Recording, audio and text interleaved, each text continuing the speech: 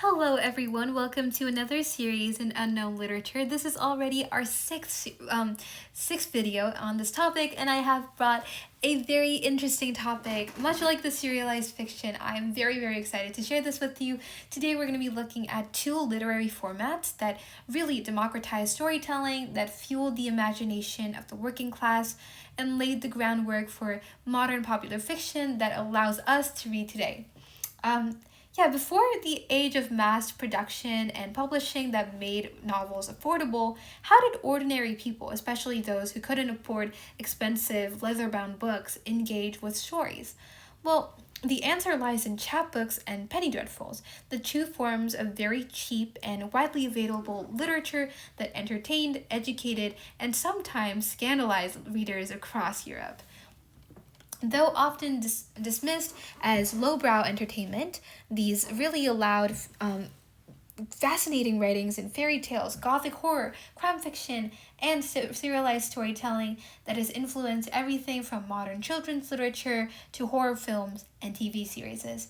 So we're going to be looking at how chapbooks and penny dreadfuls continue to become a legacy in today's culture and literature. And yeah, let's look into them, the first form of affordable popular literature. What are chapbooks and penny dreadfuls? Well, chapbooks are essentially very small, cheaply made booklets that flourished in Europe from the 16th century to the 19th century, and these were often sold by traveling peddlers, just for a few pennies. And they told stories, ballads, folk tales, and a lot of moral lessons that appealed to broader audiences. And because they were sold for penny, we get the name penny dreadfuls. They were very affordable, very portable as well because they were very small. They were produced with cheap, simple paper and woodcut illustrations, and so they didn't have the quality that a lot of the hardcover books at the time did, but were much cheaper and was able to be enjoyed by the working class, and it played a significant role in shaping how we deal with literature today. It also tried to preserve a lot of the folk tales and fairy tales that were preserved only in oral traditions, and so these ideas survived through these chapbooks, and it included a lot of moral lessons alongside adventure and humor, and so it blended entertainment with morality as well.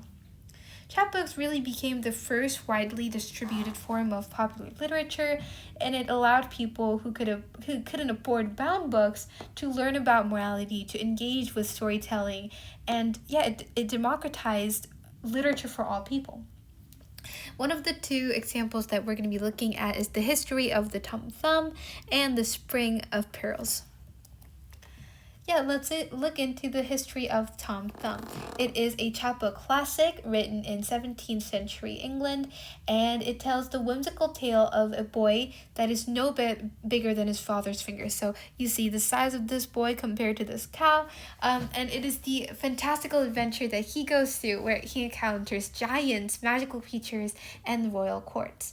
This is one of the first English fairy tales recorded in print, and this later became an inspiration to children's literature, including the works of Brothers Grimm and Hans Christian Andersen.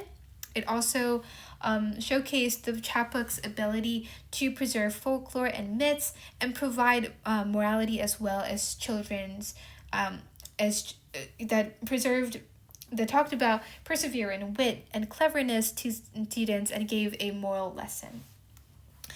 And it really, in this case, in the book Tom Thumb, although he's tiny, proves that bravery matters more than physical strength, and so you get this kind of courage-filling idea that children can enjoy as well. And because the story blends magic and fairy tales, fantasy, and medieval folklore together, it becomes a fascinating fairy tale storytelling that appeals to all different audiences of all different ages. A memorable quote here is, "Tom never hesitated to face a giant, for his courage was as vast as his size was small."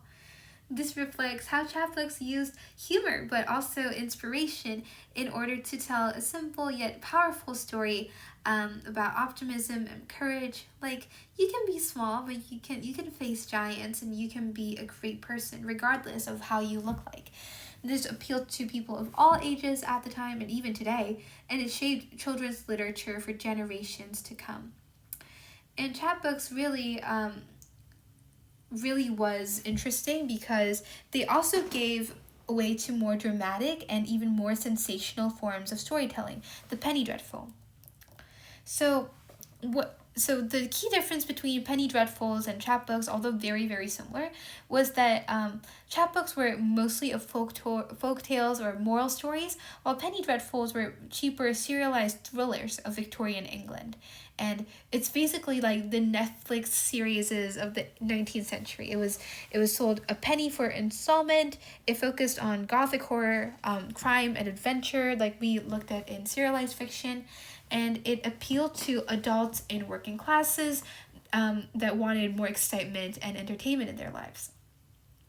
We have a lot of narratives that continue to impact us today, and the impact of allowing literature to prevail like this across all the different classes, it continues to impact us today, where entertainment is provided to people who just can't afford expensive books, using libraries and other public sources. And so through these ideas, literature turned into, from a very aristocratic, very luxurious story hobby, into something that all citizens deserve to enjoy. Yeah, and so one of the most famous ones here is The String of Pearls. We have this was written in between 1846 and 1847. It was serialized, and it told the dark and gruesome tales of a murderous London barber, Sweeney Todd, who slits the throat of his customers and conspires with a pie maker to turn them into meat pies. Very, very, very dark. One of the most infamous Gothic villains in all of literature. It blended horror, crime, and social critique together, and it demonstrated the power of serialized fiction to keep the audiences engaged. And yeah, it allowed working classes to use this thrill to kind of escape from the difficulties that they're facing in their lives. Very episodic storytelling as well. One of the most memorable quotes is, "I'll polish him off sharp and quick, just like I did the others." This is a very chilling line that captures the sensationalism of penny dreadfuls. It's like a lot of shocking and dramatic storytelling that is around, again, the very infamous villain of Sweeney Todd. The writer was James Malcolm Rymer, and he was often dismissed as a lowbrow writer at the time because he was writing for serialized fiction. He was writing gothic and horror genres, but he was a mastermind in blending sensational plots with social commentary that made him a key figure in Victorian literature. And he just has a profound influence on gothic horror and crime fiction, and he helped shape the dark anti-heroes of later literature as well. Just as an example of other villains that came with these kind of penny dreadfuls, we have the vampire. We also have the spring-heeled Jack, and these are not written for elites but for the common readers, and so in a lot of cases dealt with not elite heroes but very working class anti-heroes as well. A lot of vulgarity that shocked the readers and drew them in a lot of ways. And yeah, these were introducing the cheerful characters like these to these famous penny dreadfuls. Let's look a bit into cultural legacy. These inexpensive and widely distributed booklet kind of form has changed literature forever. That is no exaggeration. It made literature accessible. It's not just for the rich. Stories are for everyone. It created serialized storytelling, the weekly format that we have in modern TV shows, comics, and digital fictions are influences of this. We also have horror and adventure genres that were, again, seen as very, very, very lowbrow that are now very famous, one of the leading genres, Gothic fiction, detective stories, fantasies, all owe a lot to Penny Dreadfuls.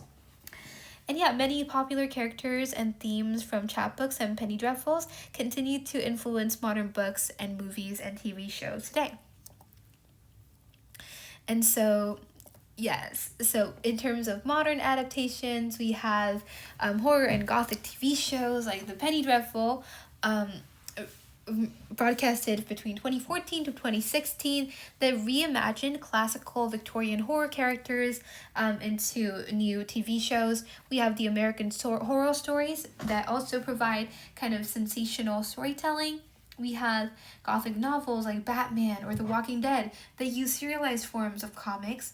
And we also have webtoons and Reddit's No Sleep that continue to give us ways to have episodic horror and fantasy stories as well in a very non-official way. And so these adaptations continue to prove the enduring appeal of cheap and accessible thrilling storytelling to us. And just as more example of how the fiction evolved over time, we have gothic and horror fictions like Dracula, Frankenstein, and Edgar Allan Poe's work, most famously like The Raven. We also have criminal tales like the Sherlock Holmes and modern mystery novels famous in Sweden. We have episodic natures like soap operas, web series, and graphic novels as well. And yeah, I think it continues to show us that people of all generations really crave ongoing suspenseful storytelling that show us that modern entertainment is no exception to this as well. Yeah, so we looked a bit into chapbooks and penny dreadfuls, we looked into TV films and digital storytellings, and we just examined how these become a legacy that continue to impact how we consume fiction as well. And so they created serialized entertainment. It keeps audiences engaged across weeks and months, and they influence modern horror, fantasy, and crime fiction as well. Even though the formats have changed, the fundamental appeal of cheap, gripping, and very accessible stories remain as strong as ever. I hope this presentation was a way for you to kind of look into how literature today is a overlook of the previous era's kind of forgotten literature and how it continues to have impact on modern entertainment today. Really, this is a fascinating topic. It did overlap a bit with the serialized fiction, but the chapbooks and penny dreadfuls are such fascinating and fun topics to talk about that I wanted to bring it up again. I hope that you're curious and that you continue to explore these things, particularly in the Victorian era. A lot of fascinating literature occurred then, and that you continue to learn in these sessions by looking at all these different forms and how they continue to impact us today. Thank you so much for joining us today, and I hope you have an amazing day and that you continue to learn. Thank you, and bye.